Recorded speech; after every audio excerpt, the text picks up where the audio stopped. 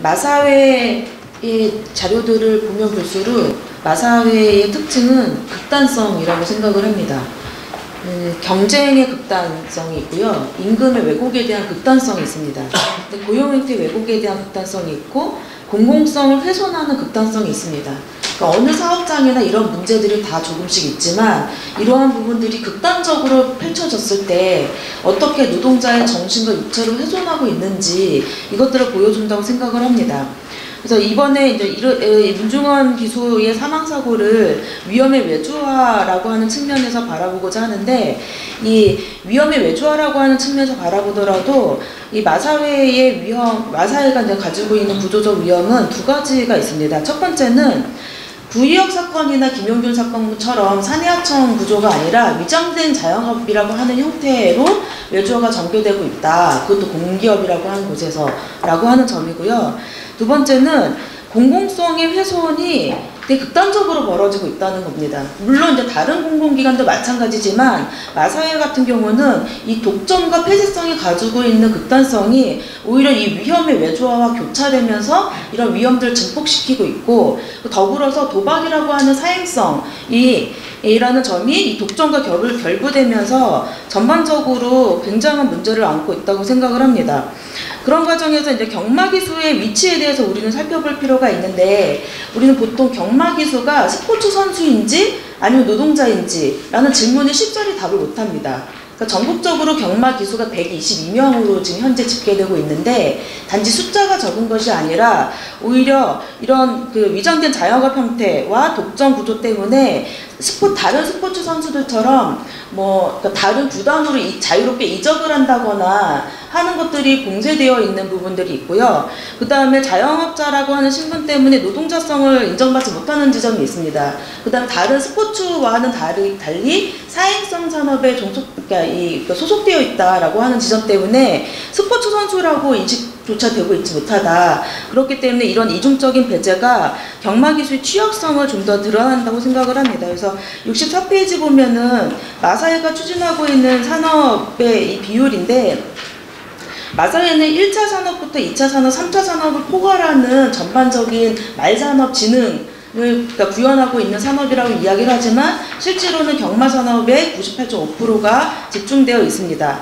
그렇다면 이러한 문제가 선진경마라는 이름하에 더 극단적으로 이제 벌어지고 있는데, 그럼 실제로 선진경마를 진행하고 있는 외국의 사례를 보면요, 65페이지 보시면 국가별 경마장수와 경주수가 있습니다.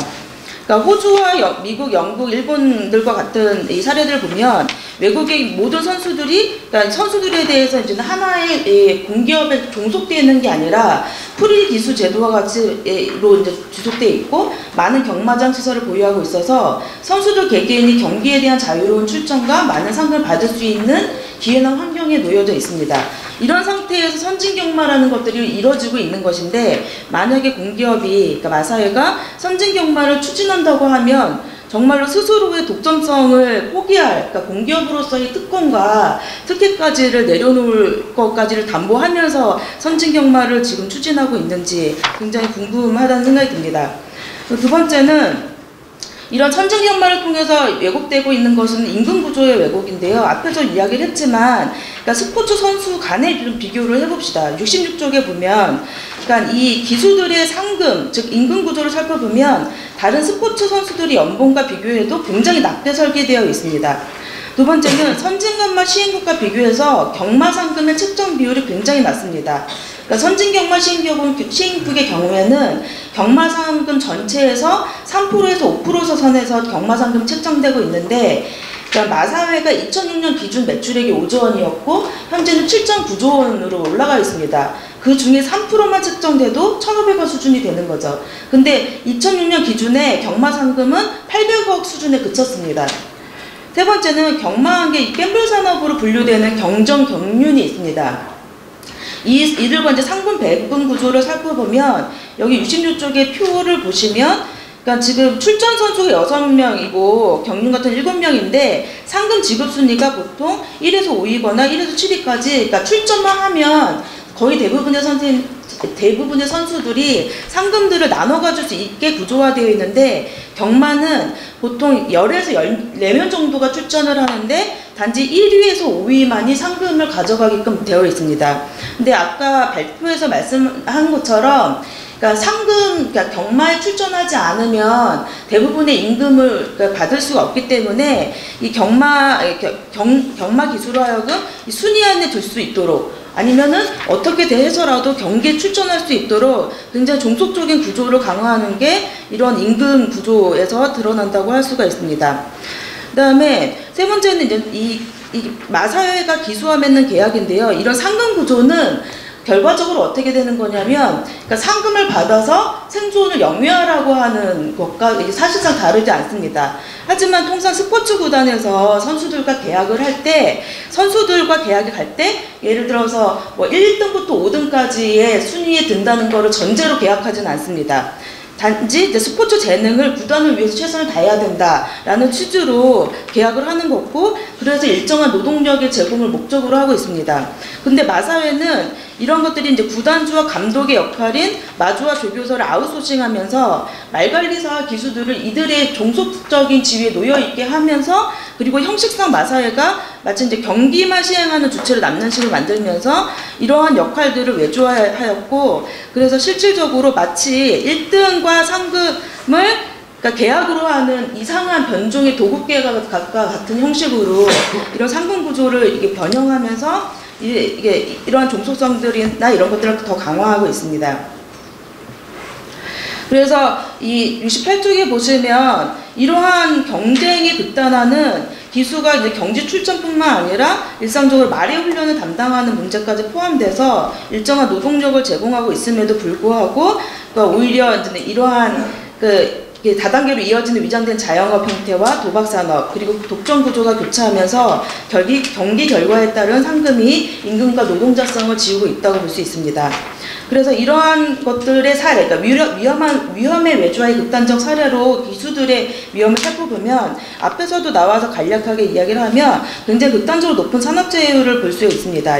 굉장히 좀 오래되긴 했지만 2006년 기준으로만 보더라도 경주로에서 발생하는 사고가 93.5%에 달한다는 연구 결과가 있습니다. 그리고 2007년 제출한 자료에 따르면 경마기수의 재해율이 탄광노동자의 11.5배, 그 다음에 말관리사의 11.2배라는 심각한 수치를 기록하고 있고요. 그 다음에 앞에서 나왔던 2014년에 한국마사회가 용역을 주는 연구보고서에 따르면 기수의 평균 재해율은 30%로 관리사의 3배, 에 이르고 타산업 평균 재해율을 0.6으로 봤을 때 평균 재해율에 비해서 50배에 이르는 것으로 나타납니다. 그러니까 광산산업이 굉장히 재해율이 높은 것으로 나와 있는데 광산산업만 하더라도 20배는 되거든요. 근데 그보다 훨씬 더 높은 수치라는 걸 알 수가 있습니다. 그 다음에 이제 거기에 따라서 기수 재해자 수를 보면 그러니까 현재 인원이 122.2명입니다. 그러니까 그 인원에서 서울 경마장과 부경 경마장의 재해율을 보면 그러니까 보시면은 58%에서 그러니까 서울 경마장은 2011년 이후에 절반으로 줄어들었는데 부경 경마장은 그러니까 2009년에 75%에 육박합니다. 그리고 그 이후에도 평균적으로 48%를 오가면서 높은 재해율을 기록하고 있다는 걸 알 수가 있습니다. 그리고 이 70쪽에 보시면 그러니까 우리가 이제는 보통 이야기를 하면 스포츠니까 경쟁은 불가피하다고 이야기를 합니다. 하지만 이것이 도박성 경쟁이라고 하는 것 때문에 오히려 마사회에서 일어나고 있는 경쟁은 스포츠에서 추구하는 경쟁이거나 일반적인 그러니까 기업에서 추구하는 경쟁을 초과하는 경쟁을 굉장히 내몰리고 있습니다. 여기 보시면 언론에서 보도되는 것만 그러니까 이 낙마 중 사망한 사례가 6건이 있고요. 그다음 7명의 이 자살 사례가 있습니다. 맨 앞에 2005년, 2010년에 있었던 이명희 기수와 박진희 기수는 여성 기수들인데 이들이 유서를 남기고 죽었을 때 당시 마사회에서는 경쟁성 상금을 서울보다 더 많이 높였다. 부산 경남에서는. 그러면서 경쟁성 상금이 없으면 경마가 죽는다. 누가 말을 열심히 타려고 하겠는가라는 말을 했다는 거죠.